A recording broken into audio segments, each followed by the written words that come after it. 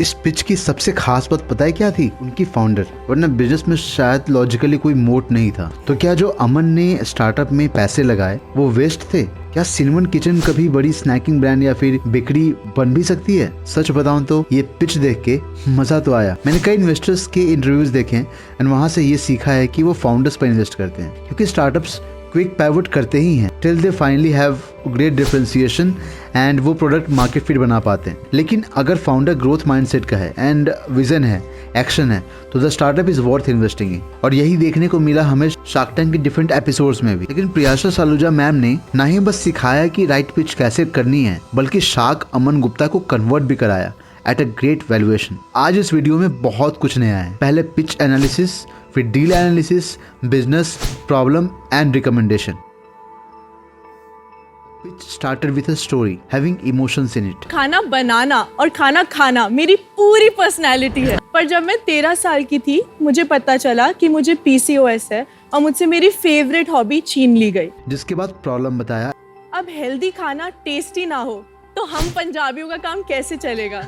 And then solution present हुआ with a great humour. In snacks में से मैंने मैदा हटाया और उसमें मिलेट मिलाया, वाइट चीनी को किया बाय और नेचुरल स्वीटनेस को किया हाई। फिर कंपनी शुरू होने की स्टोरी बताई, जिसके बाद कंपनी के elements like about the company, products, USP and साथ में ह्यूमर का तरीका। फिर finally vision, ask and call to action. Overall ये 2 से 2.5 मिनट की पिच एकदम precise with no extra information, not a single missing information. Pitch में उन्होंने प्रोडक्ट रेंज की पोजिशनिंग को एक सेंटेंस में समझाया कि they provide 100% gluten free, refined sugar free, plant based bakery making healthy snacks without preservatives, जो कि इस कंपनी के पोजिशनिंग को क्लियरली डिफाइन करती है। उनके प्रोडक्ट रेंज 2 कैटेगरीज में बटा हुआ है, पैकेज डेजर्ट्स एंड बेकरी। उनकी आस्क थी 60 lakh rupees for 2% of equity in the company, मतलब कि 30 करोड़ का वैल्यूएशन। एंड फाइनल डील को एनालाइज करने के लिए इनके फाइनेंसियल्स का जानना बहुत जरूरी है। 2019 सितंबर में शुरू हुई थी कंपनी एंड उस साल 1.4 लाख का रेवेन्यू जनरेट किया।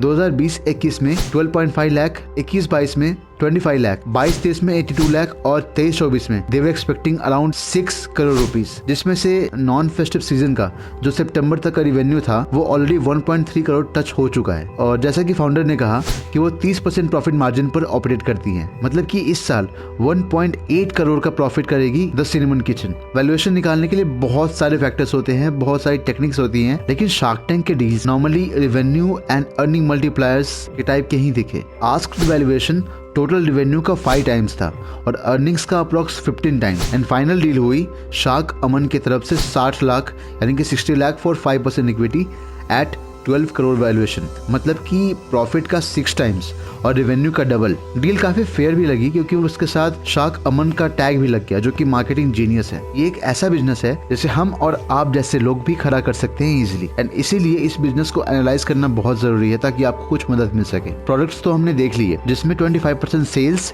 उनके फ्रेश केक्स की है और 75% पैकेज्ड आइटम्स की। उनकी target segment majority health conscious and premium लोग हैं ऑफ टायर 1 और टायर 2 सिटीज, जहां पर लोगों की पॉकेट साइज यानी कि स्पेंडिंग एबिलिटी अच्छी है। अब आप हमें कमेंट में एग्जैक्टली बताना कि आपके हिसाब से प्रिसाइज टारगेट सेगमेंट क्या है इनकी। They have their own factories, जिससे कि वो क्वालिटी कंट्रोल इजीली मेंटेन कर सकते हैं, और वो अपने प्रोडक्ट्स के लिए ओमनी चैनल अप्रोच रखते हैं, मतलब कि बहुत सारे मीडियम्स जैसे कि retail stores, quick commerce like Blinkit, market places like Amazon और अपने वेबसाइट से। अगर हम उनके प्राइसिंग को देखें तो जैसे कि उनकी पोजिशनिंग है वैसे ही उनकी प्राइसिंग है, मतलब कि प्रीमियम। बस यहाँ पर उन्हें थोड़ी क्रिटिक मिली थी कि पोजिशनिंग के हिसाब से उनकी ब्रांडिंग नहीं, जैसे कि पैकेजिंग, जो कि अच्छे से इंप्रूव करके आसानी से ठीक हो ही जाएगा।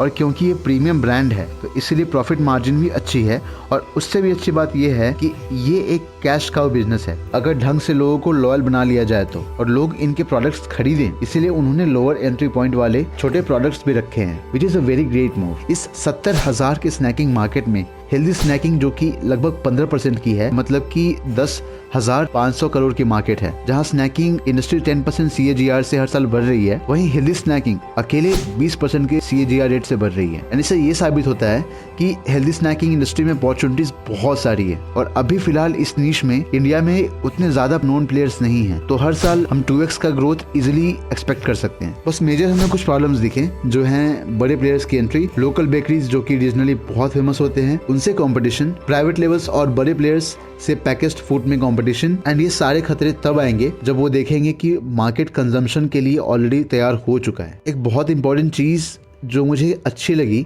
वो है इनके सोशल मीडिया पर फॉलोअर्स गेन करना आफ्टर शार्क टैंक, क्योंकि अब वो एक ऐसा मीडियम बन गया जिससे एक कम्युनिटी बिल्ड आराम से हो सकती है and brand recall and purchase में इजाफा देखने को इजीली मिल सकता है, क्योंकि इन्फ्लुएंसर लेड ब्रांड्स लोगों को ज्यादा इन्फ्लुएंस करते हैं। ये कुछ हमारे साइड से रिकमेंडेशंस हैं जो शायद उनके लिए कुछ काम आ जाए। अपने कोर प्रोडक्ट्स के साथ साथ उन्हें लोकलाइजेशन पर भी फोकस करना चाहिए। वो नीश डिफरेंशिएशन को पर्सनलाइजेशन के साथ मिक्स करके लोगों का दिल जीत सकते हैं, जैसा कि most of the QSR brands करती हैं। जैसा हमने रामेश्वरम कैफे की वीडियो में देखा था, वैसे वो सोशल मीडिया लेवरेज करके लोगों को उनके बारे में बात करने पर फोकस करवा सकते हैं। उनको loyalty and affiliate programs strong करना होगा, और सबसे इंपॉर्टेंट उन्हें सबसे पहले अपने नीश का गुंडा बनना होगा। उसके बाद वो सफिशिएंट नंबर्स अचीव करने के बाद सेपरेट ब्रांड्स क्रिएट करके मासेस को रीच कर सकते हैं, जो कि टायर 2 एंड टायर 3 सिटीज में रहते हैं। सो उम्मीद करता हूँ कि आपको ये एनालिसिस अच्छी लगी होगी और इन्फॉर्मेटिव लगी होगी। आप कमेंट सेक्शन में बताना कि आपको ये एनालिसिस कैसी लगी। मिलते हैं अगले वीडियो में नए शार्क टैंक के स्टार्टअप के एनालिसिस के साथ। See you in the next video.